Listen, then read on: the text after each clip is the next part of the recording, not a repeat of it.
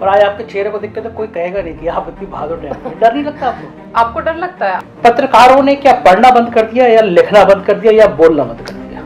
देखिए, इसके लिए मैं सिर्फ और सिर्फ एडिटर्स को रिस्पॉन्सिबल मेक करूंगी जी। और आपको ये बहुत अच्छे से पता है कि यहाँ सवाल पूछना बहुत बड़ा क्राइम है, और जो पूछेंगे उनके अगेंस्ट ईडी आईटी के रेट्स होंगे कि जब हिस्ट्री ऑफ आवर टाइम्स जब वो लिखा जाएगा, would be written in very very shameful terms। Pegasus की जो सूची आई उसमें नाम रोनी सिंह का भी था।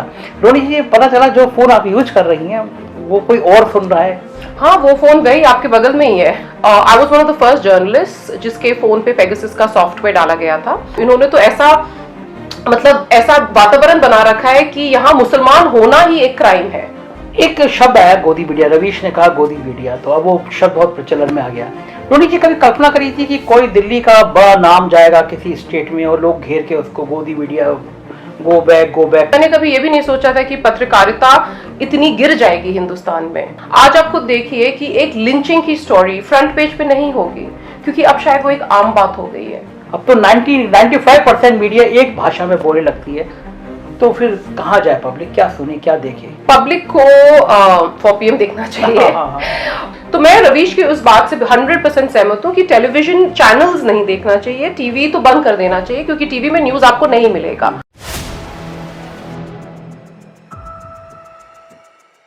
नमस्कार, मैं हूं संजय शर्मा, आप देख रहे हैं 4PM न्यूज नेटवर्क। मैं अभी सारे अपने दर्शकों से एक बड़ी मजेदार बात करना चाहता हूं। आप लोग मुझे कमेंट करते हैं कभी कभी, मुझे पर्सनल मैसेज जो मेरे मित्र हैं कहते हैं तुम्हारे अंदर बड़ी हिम्मत है। तो मैं भी हंस के कहता हूँ अरे भाई सब ठीक है। लेकिन अगर मैं कहूँ कि आप मेरा अगर हिम्मत का पैमाना आप तोलेंगे तो वो 1 रुपये में 5 पैसे भी नहीं होगा। कुछ पत्रकारों की इतनी हिम्मत होती है। तो आप चूंकि मैं आपको पसंद आता हूं तो आपको यकीन नहीं होगा, लेकिन आज मैं आपको उस शख्सियत से मिलवाऊंगा जिससे बात करके आप ये कहेंगे वाकई में संजय शर्मा जी आपकी हिम्मत तो इनसे बहुत कम है।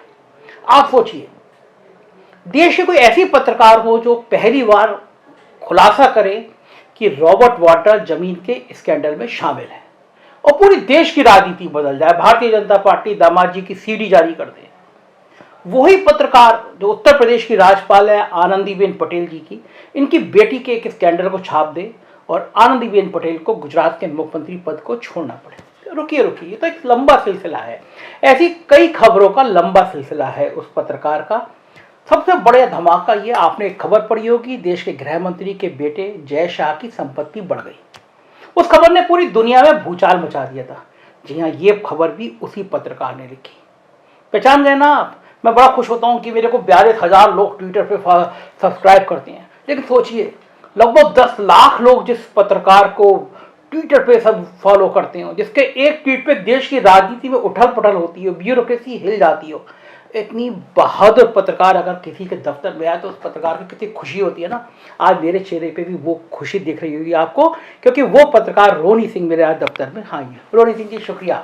Thank you Sanjay ji. मैं बड़ा खुश हूँ। मतलब मैंने आज बताया दर्शकों की मुझे समझा मैं ही हिम्मती हूँ, लेकिन आपको देखकर और आज आपके चेहरे को देखकर तो कोई कहेगा नहीं कि आप इतनी बहादुर हैं। डर नहीं लगता आपको? आपको डर लगता है? आप यूपी में लखनऊ में बैठे हो, आप रोज योगी जी और उनके ब्यूरोक्रेट्स के अगेंस्ट इतना सारा आप लिखते हो, and may be one of the very few people जो लखनऊ में रह के ये सब कर रहे हैं, तो आपको डर नहीं लगता? ये सवाल मैं आपसे पूछना चाहती हूँ। अच्छा, एक्चुअली बताऊँ, मैं जब लगना शुरू हुआ ना तब तक मेरे को आपको पढ़ना शुरू कर दिया तो मेरे डर का तापमान कम हो गया। मुझे लगा जब देश में इतने बहादुर टैप किया तो मुझे डरना कम चाहिए। लेकिन रोनी जी बहुत बड़ी आपने वो स्कैंडल खोले हैं जिसने देश की राजनीति को प्रभावित किया, लेकिन पत्रकारिता का ये दौर इस दौर में ख़त्म क्यों हो गया? अब हम कहीं वो ऐसी स्टोरी नहीं देख रहे, सालों से नहीं देखी स्टोरी जो पूरी पॉलिटिकल सिस्टम को हिलाती हो। पत्रकारों ने क्या पढ़ना बंद कर दिया या लिखना बंद कर दिया या बोलना बंद कर दिया? देखिए, इसके लिए मैं सिर्फ और सिर्फ एडिटर्स को रिस्पॉन्सिबल मेक करूंगी, क्योंकि जैसे 4PM आप चलाते हैं, आप एडिटर हैं 4PM के, 4PM सब छाप रहा है। आप भी चाहें तो जब आपके रिपोर्टर स्टोरीज लेके आते हैं, आप उस स्टोरीज को दबा सकते हो, कहीं कहीं डील्स भी कर सकते हो, नेगोशिएशन कर सकते हो विद पावरफुल पीपल, चाहे इंडस्ट्रियलिस्ट्स हो या भारत के सबसे ताकतवर लोगों के साथ आप भी डील कर सकते हो, लेकिन आप करते नहीं हो। क्या हुआ है कि ज़्यादातर, क्योंकि मैं दिल्ली में काम करती हूँ और दिल्ली मीडिया से मैं बहुत अच्छी तरीके से वाकिफ़ हूँ, मुझे पता है एडिटर्स क्या कर रहे हैं। बहुतों ने डील कर रखी है, कुछ एडिटर्स को राज्यसभा जाना है, और बहुत कुछ एडिटर्स ये भी हैं जो डर के कारण अब वो स्टोरीज नहीं छाप रहे हैं। मैं अपने प्रीवियस ऑर्गेनाइजेशन के बारे में कुछ नहीं बोलना चाहती हूँ, it was a very good place that give me many opportunities, but आप वो न्यूज़पेपर्स भी उठा के आप देख लो, आप देख लीजिए 2014 के पहले times of India, economic times क्या छापता था, और 2014 के बाद same editors, same newspapers, same reporters, उन्होंने क्यों छापना बंद कर दिया है? क्योंकि आज हम जिस सिचुएशन में है संजय जी, और आपको ये बहुत अच्छे से पता है कि यहाँ सवाल पूछना बहुत बड़ा क्राइम है, तो हम सरकार से सवाल पूछ नहीं सकते हैं, और जो पूछेंगे उनके अगेंस्ट ईडी आईटी के रेट्स होंगे, जैसे हमने देखा न्यूज़ क्लिक के साथ हुआ, या बहुतों के अगेंस्ट फेक एफआईआर यूपी में कितना होता था अवनीश अवस्थी जी के टाइम पे, ये तो मैं खुल के बोल रही हूँ। बहुत सारे रिपोर्टर्स जिन्होंने जैसे नमक रोटी पे स्टोरी करी, उनको उनके अगेंस्ट एफआईआर हुआ, तो एक डर का माहौल है, and journalist have been told to toe the line. आपने कहा दिल्ली की मीडिया, लेकिन हम देख रहे हैं कि दिल्ली तो नहीं कि नोएडा मीडिया, नोएडा चैनल, आप कभी कोई ट्वीट पे लिखती हुई नोएडा चैनल, इन नोएडा चैनल को दिन भर, और खास तौर से अंबानी जी के चैनल, मैं तो रोनी जी उनके वो थंबनेल देखता हूँ कि ऐसा लगता है कि अगर कहीं हिंसा ना हो रही हो, दंगा ना हो रहा, हिंदू मुसलमान, इनको अपने ऊपर घिन नहीं आती कभी? नहीं, मुझे नहीं लगता इनको घिन आती है, और मेरे को एक चीज जो इससे ज्यादा अस्टॉनिशिंग लगती है कि ये लोग अपने आप को अब जर्नलिस्ट भी समझते हैं। ये सोचते हैं ये पत्रकार हैं, ये दिन भर झूठ फैलाते रहते हैं। अच्छा ठीक है, आप छोड़िए सरकार की, इनको जितनी चापलूसी करनी है, मे बी उनको लगता है चापलूसी करना ही, चाटुकारिता ही पत्रकारिता है, लेकिन वो होता नहीं है। सरकार से तो ये सवाल पूछते नहीं है, लेकिन अब ये नॉर्मल लोगों को भी डिमोनाइज करने लगे हैं, हिंदू मुस्लिम, कोई भी इस गवर्नमेंट का क्रिटिक हो, अगर एक मुसलमान हो जिसने इस गवर्नमेंट को क्रिटिसाइज करा, चाहे वो एक एक्टर हो या एक ऑर्डिनरी जर्नलिस्ट हो, सिद्दीक कप्पर की तरह, कप्पर को देखा था, तो उनके अगेंस्ट एक पूरा कैंपेन ये लोग चलाते हैं। और जो आप बोल रहे हैं कि ये हिंदू मुस्लिम इतना होता है, ये सिर्फ और सिर्फ हिंदू मुस्लिम करते हैं, और इसीलिए मुझे लगता है कि जब हिस्ट्री ऑफ आवर टाइम्स जब वो लिखा जाएगा, the role of Noida anchors would would be written in very very shameful terms. माफी चाहूंगा दर्शकों से, एक बात और बताना भूल गया, आपने सुना होगा पेगासस का जासूसी कांड, कुछ पत्रकारों के, कुछ व्यापारियों के, कुछ नेताओं के फोन में पेगासस सॉफ्टवेयर का इस्तेमाल किया गया। तो ये मोहतरमा जो हैं, इनका फोन में भी पेगासस की डाला गया, जो करोड़ों रुपए का सॉफ्टवेयर होता है। पेगासस की जो सूची आई उसमें नाम रोनी सिंह का भी था। रोनी जी, पता चला जो फोन आप यूज कर रही हैं वो कोई और सुन रहा है? हाँ, वो फोन वही आपके बगल में ही है। तो आपकी जो आप चार्ज कर रहे हैं, तो ये फोन शायद may be not any more, I think वो बंद कर दिया है सरकार ने, जो हमको जानकारी आई। और आई थिंक वो कंपनी जो पेगासस सॉफ्टवेयर बेच रही थी, आई थिंक उसके भी बहुत लीगल इश्यूज हो गए ग्लोबली, क्योंकि बहुत सारी गवर्नमेंट्स ने और कंपनीज ने, for example like Apple, I think वो उनको सू कर रहे हैं। तो हाँ, ये जानकारी मुझे भी मिली थी कि मेरे फ़ोन में पेगासस का सॉफ्टवेयर, और मैं ये समझ नहीं पा रही थी, और मैं अभी तक नहीं समझ सकती हूँ कि कौन पत्रकारों पे इतना सारा पैसा खर्च करेगा। हमारी सब बातें आइदर ट्विटर पे सार्वजनिक हो जाती हैं, या हम उस पर स्टोरीज कर देते हैं। पत्रकार कुछ सीक्रेट्स नहीं रखते हैं, जो अगर किसी को जानना है कि हमारे पास क्या खुफिया जानकारी है।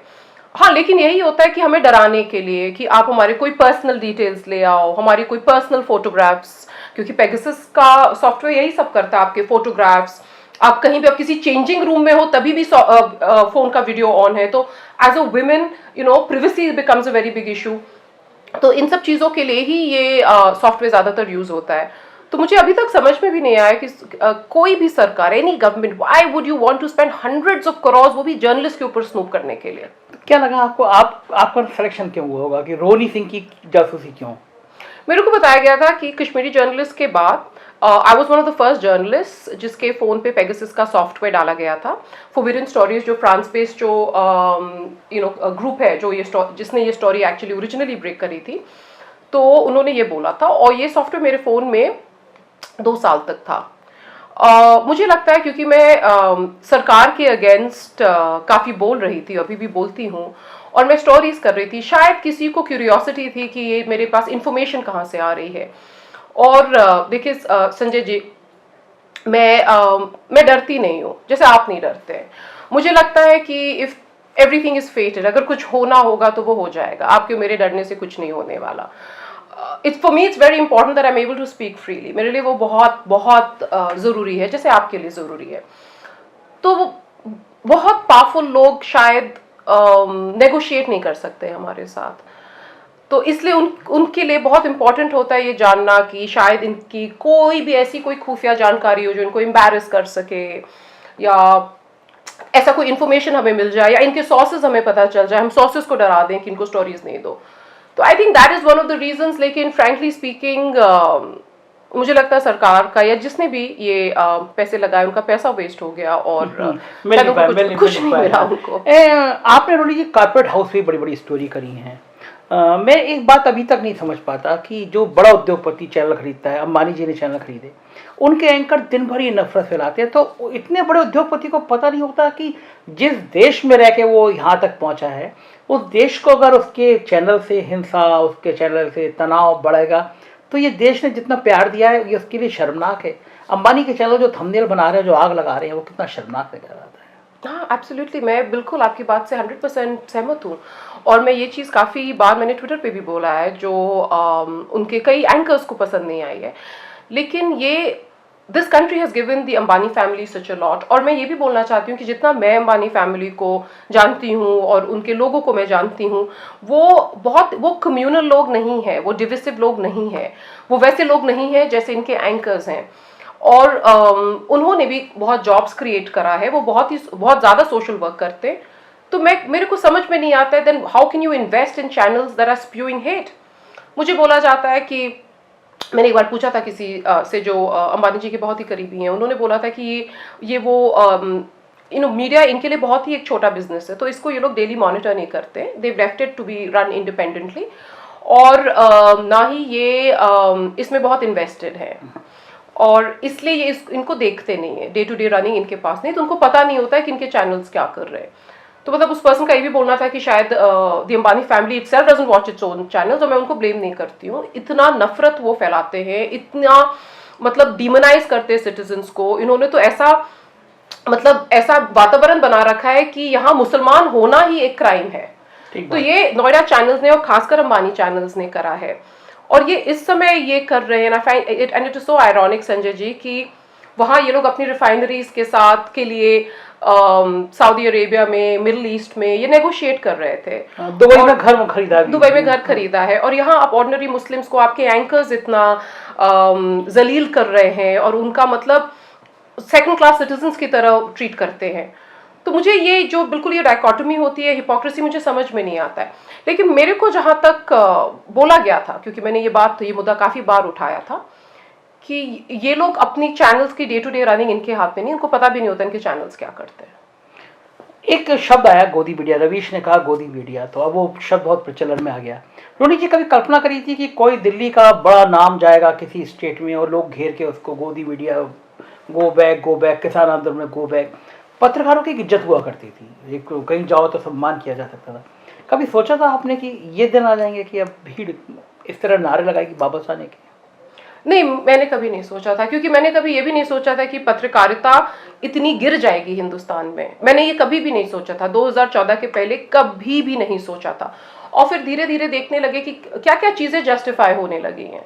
आज आप खुद देखिए कि एक लिंचिंग की स्टोरी फ्रंट पेज पे नहीं होगी, क्योंकि अब शायद वो एक आम बात हो गई है।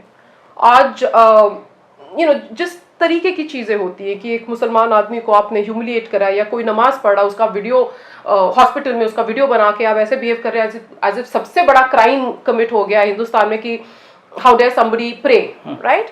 तो हमने जो ये सब चीज़ें जब क्रिमिनलाइज हम करने लगे, तो वो ऑब्वियस, वो कौन कर रहा है? वो तो मीडिया ही कर रही है। कोई पॉलिटिशियन आके मतलब अगर कोई इस तरीके का स्टेटमेंट दे, तो मीडिया का जॉब होता है कि to question and to say that you are going against the constitution of this country. लेकिन media itself is going against the constitution of this country. तो जब मीडिया ही मीडिया नहीं रहेगी, तो ऑब्वियसली ये जाहिर सी बात है कि ऑर्डिनरी पीपल जो अफेक्ट हो रहे हैं उनके रिपोर्टिंग से, वो उसको प्रोटेस्ट करेंगे। लेकिन मैंने कभी भी नहीं सोचा था कि ये ऐसी स्थिति आएगी हिंदुस्तान में कभी। जनता का सरोकार होता है मीडिया से, जनता सोचती है कि उसकी बात करेगी, लेकिन जनता को जो सुबह से शाम तक वो लगभग अब तो 95% मीडिया एक भाषा में बोलने लगती है। तो फिर कहाँ जाए पब्लिक, क्या सुने क्या देखे? पब्लिक को 4PM देखना चाहिए। और बहुत सारे लोग हैं, जैसे मेरे मित्र अभिसार शर्मा और अजीत अंजुम जी और साक्षी जोशी, और अभी तो रवीश का भी आने वाला है। तो मैं रवीश की उस बात से 100% सहमत हूँ कि टेलीविजन चैनल्स नहीं देखना चाहिए, टीवी तो बंद कर देना चाहिए, क्योंकि टीवी में न्यूज आपको नहीं मिलेगा। आपको सिर्फ अगर आप अपना खून जलाना है, ब्लड प्रेशर इंक्रीज करना है, और नफरत, if you want to consume hate, फिर आप नोएडा चैनल्स देखिए। और अखबारों में भी आजकल चीजें नहीं हैं, हाँ, लेकिन ऑनलाइन बहुत सारे डिजिटल वेबसाइट्स है, पब्लिकेशंस है जो अच्छी स्टोरीज कर रही है। मैं ये नहीं बोल रही हूँ कि हर story has to be some scandal of the government that you're exposing, लेकिन बहुत सारी स्टोरीज होती हैं जैसे सरकार के जो आंकड़े आते हैं, अनएम्प्लॉयमेंट एक्सेट्रा, उन सब वो सब रिपोर्टिंग भी नहीं हो रही है। तो वो सब चीजें सिर्फ और सिर्फ मुझे लगता है डिजिटल प्लेटफॉर्म्स में होती हैं, तो मुझे लगता है जनता को वहां जाना चाहिए। आखिरी सवाल, क्या उम्मीद है कि देश की जनता के गुस्से को देखते हुए ये गोदी मीडिया, ये नोएडा चैनल बदलाव करेंगे? नहीं, मुझे नहीं उम्मीद है, क्योंकि मुझे नहीं लगता है कि नोएडा चैनल्स को कोई फर्क पड़ता है कि ऑर्डिनरी सिटीजन्स उनके बारे में क्या सोच रहे हैं। उनको जो इंस्ट्रक्शंस मिलते हैं वो वही करते हैं। लेकिन हाँ, बदलाव तभी आएगा अगर कभी भी सरकार बदली तो नोएडा चैनल्स और उनके सेठ बहुत ही इंटेलिजेंट है, तो उनको पता चल जाएगा कि शायद अभी इस समय अब सेक्युलर होने का थोड़ा हमें ड्रामा करना चाहिए, तो वो थोड़ा सेक्युलर हो जाएंगे, तो वैसे ही बदलाव आएगा। तो आप कहना चाहते कुछ दिनों बाद हम अमन चोपड़ा, अमीश देवगन, रूप कल्याण, आप इनको 2014 के पहले वाले वीडियोस क्यों नहीं देखते हैं? 2-3 एंकर्स के तो ट्वीट्स भी हैं काफी, मतलब पब्लिक पोजीशंस उन्होंने काफी चीजों पे ली हैं। आप इंडिया टुडे का देख लीजिए, उन्होंने तो एक जो एंकर उनके साथ अभी है, उन्होंने तो उनके ऊपर स्टोरी भी करी थी जब वो 100 करोड़ का वो स्टिंग आया था, वो वीडियो आया था बाहर, तो इंडिया टुडे ने खुद करा था, और आज इंडिया टुडे ने उसी एंकर को रखा है, तो आज तक ने। तो आप ये सोचिए कि 2014 के पहले ये लोग कहाँ थे, अब कहाँ हैं, और कभी भी अगर सरकार बदली तो फिर चेंज हो जाएंगे, तो फिर चेंज हो जाएंगे। ये गोदी मीडिया का सच है, यही गोदी मीडिया, इसको एस्टैब्लिशमेंट मीडिया बोलते हैं। शुक्रिया रोनी जी, आपने अपना समय दिया, थैंक यू।